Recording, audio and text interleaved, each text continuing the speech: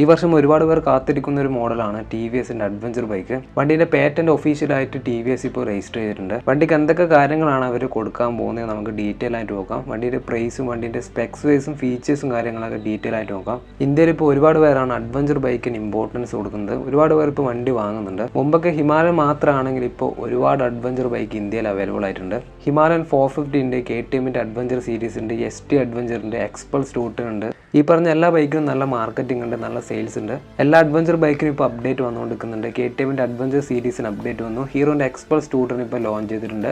വണ്ടി ഇപ്പോൾ ഒരു ബുക്കിംഗ് സ്റ്റാർട്ട് തുടങ്ങിയിട്ടുണ്ട്. എല്ലാ കമ്പനീസും അഡ്വഞ്ചർ ബൈക്ക് ഇറക്കിയിട്ടുണ്ടെങ്കിലും കുറച്ച് ബൈക്ക് ഇപ്പോഴും അഡ്വഞ്ചർ ബൈക്ക് ലോഞ്ച് ചെയ്തിട്ടില്ല. അതിലൊന്ന് ബജാജാണ്. ബജാജിൻ്റെ ഒരു ബൈക്ക് പോലും ഇപ്പോൾ അഡ്വഞ്ചർ കാറ്റഗറിയിൽ ഇപ്പോൾ അവൈലബിൾ അല്ല. ജാപ്പനീസ് കമ്പനി ആയിട്ടുള്ള യമഹയും ഒരു അഡ്വഞ്ചർ ബൈക്ക് ഇപ്പോൾ ഇന്ത്യയിൽ കൊണ്ടുവന്നിട്ടില്ല. ഇന്റർനാഷണൽ അവർക്ക് കിടിലം മോഡലൊക്കെ ഉണ്ടെങ്കിലും ഇന്ത്യയിൽ ഇപ്പോൾ അവൈലബിൾ ആയിട്ടുള്ള ഒരു മോഡലും ഇല്ല. ടി വി എസിൻ്റെ സൈഡിൽ നോക്കുവാണെങ്കിൽ ടി വി എസിനും ഒരു അഡ്വഞ്ചർ ബൈക്ക് ഇപ്പോൾ നിലവിലില്ല. ബാക്കിയുള്ള എല്ലാ സെഗ്മെൻറ്റ് ബൈക്കും അവർ ഓൾറെഡി ലോക്കഡ് ആണ്. ഇപ്പോൾ ഒരു റൈഡർ 125 ആയിട്ടുള്ള നല്ലൊരു കമ്മ്യൂട്ടിംഗ് മോഡലൊക്കെ ഉണ്ട്. പിന്നെ RR 310 ഉണ്ട്, സ്പോർട്സ് ടൂറാണ്. പിന്നെ ടി വി എസിൻ്റെ അപ്പാച്ചി RT 310 ഉണ്ട്, അതൊരു സ്ട്രീറ്റ് ഫൈറ്ററാണ്. ഇന്ത്യൻ കമ്പനി ആയിട്ടുള്ള ടി വി എസ് ഇതുവരെ കൊണ്ടുവരാത്തൊരു സെഗ്മെൻറ്റ് അഡ്വഞ്ചർ സെഗ്മെൻറ്റാണ്. അപ്പോൾ അതും ഓൾറെഡി അവർ ഫിക്സ്ഡ് ആയിട്ട് കഴിഞ്ഞു. വണ്ടി ഉടൻ തന്നെ ലോഞ്ച് ചെയ്യാൻ പോകുന്നുണ്ട്. വണ്ടീൻ്റെ പേറ്റൻറ്റും രജിസ്റ്റർ ചെയ്തിട്ടുണ്ട്. വണ്ടീൻ്റെ ഡിസൈനൊക്കെ ഇങ്ങനെയാണ് വരുന്നത്. നിങ്ങൾ സ്ക്രീനിൽ കാണുന്നുണ്ടാവും. ഇതാണ് ടി വി എസിൻ്റെ അഡ്വഞ്ചർ ബൈക്ക്. ഇതൊരു പ്രോപ്പർ ആയിട്ടുള്ള ഒരു ഓഫ് റോഡ് ആണെന്ന് ചോദിച്ചു കഴിഞ്ഞാൽ ഒരിക്കലും അങ്ങനെ പറയാൻ പറ്റില്ല. ഇതൊരു അഡ്വഞ്ചർ ടൂറാണ്. ഒരിക്കലും ഒരു അഡ്വഞ്ചറിലേക്ക് മാത്രം ഫോക്കസ് ചെയ്താൽ ഒരു സെയിൽസിൽ ചിലപ്പോൾ അത്ര ഒരു ഹൈ ഒരു സെയിൽസ് ഒന്നും വന്നേക്കില്ല. പക്ഷേ ഇതൊരു ടൂറിനാകുമ്പോൾ കുറച്ചും കൂടി ലോങ് ട്രിപ്പിൽ ആൾക്കാർ വണ്ടി യൂസ് ചെയ്യും. അപ്പോൾ അതുകൊണ്ട് തന്നെ സെയിൽസ് നല്ല രീതിക്ക് വണ്ടിക്ക് ഉണ്ടാവും. അതുകൊണ്ടായിരിക്കും ടി വി എസ് ഒരു അഡ്വഞ്ചർ ടൂർ കൊണ്ടുവന്നത്. ഡിസൈൻ വൈസ് നോക്കുവാണെങ്കിൽ ടി വി എസിൻ്റെ ഓൾമോസ്റ്റ് എല്ലാ ബൈക്കിൻ്റെ ഡിസൈനും നൈസാണ്. അവരങ്ങനെ ബോറായിട്ട് ഡിസൈൻ ഒന്നും കൊളാക്കുന്ന പരിപാടിയും ചെയ്യാറില്ല. ഫ്രണ്ടിൽ നോക്കുവാണെങ്കിൽ ഒരു സ്പ്ലിറ്റഡ് ആയിട്ടുള്ള ഒരു LED ലൈറ്റാണ് വന്നേക്കുന്നത്. പിന്നെ കുറച്ച് വലിപ്പത്തിലുള്ള വിൻസ്ക്രീനും കാണാൻ പറ്റും. ചിലപ്പോൾ വിൻസ്ക്രീന് അഡ്ജസ്റ്റബിൾ ആയിരിക്കാം. ഫ്രണ്ടിലൊരു ഗോൾഡൻ ടൈപ്പിലുള്ള USD ഫോർക്കാണ്. അത് വീഡിയോയിൽ കറക്റ്റായിട്ട് നിങ്ങൾക്ക് കാണാൻ പറ്റും. ഒരു വൈഡ് ആയിട്ടുള്ള കുറച്ചും കൂടി ഹൈറ്റുള്ള ഹാൻഡിൽ ബാർ കൊടുത്തിട്ടുണ്ട്. വണ്ടിക്ക് ഒരു TFT മീറ്റർ കൺസോൾ ആയിരിക്കും വരാൻ പോകുന്നത്. അതിൽ ബ്ലൂടൂത്ത് കണക്ടിവിറ്റി, ആപ്പിൻ്റെ നാവിഗേഷനും കാര്യങ്ങളൊക്കെ ഉണ്ടാവും. ഒരു മസ്കുലാരിറ്റിയുള്ള ഫ്യൂൽ ടാങ്കാണ്, കുറച്ച് വലിപ്പത്തിലാണ്. ഒരു അഡ്വഞ്ചർ ടൂർ ആയതുകൊണ്ട് തന്നെ ടാങ്ക് റേഞ്ച് കുറച്ച് കൂടുതലുണ്ടാവും. പിന്നെ വണ്ടിയുടെ സീറ്റൊക്കെ വരുന്നത് സ്പ്ലിറ്റ് സീറ്റിലാണ്. ഇപ്പോൾ റൈഡർക്കും പില്ലിയനും ഒരുപോലെ നല്ലൊരു കംഫർട്ടായിട്ട് റൈഡ് ചെയ്യാൻ പറ്റുന്ന ഒരു സീറ്റിംഗ് പോസ്ചറാണ്. ലോങ് ട്രിപ്പ് പോകുമ്പോൾ സീറ്റിംഗ് എന്തായാലും മസ്റ്റായിട്ടുള്ള കാര്യം തന്നെയാണ്. അതുകൊണ്ട് തന്നെ അവർ പില്ലിയൻ കംഫർട്ട് കുറച്ചും കൂടി കൂടുതലായിട്ട് അവർ കൊടുക്കാൻ സാധ്യതയുണ്ട്. പിന്നെ വണ്ടിയുടെ എക്സോസ്റ്റ് കാര്യങ്ങളൊക്കെ നമുക്ക് കാണാൻ പറ്റും. ഡിസൈനിൽ അങ്ങനെ വലിയ ബോറൊന്നും ചെയ്തിട്ടില്ല.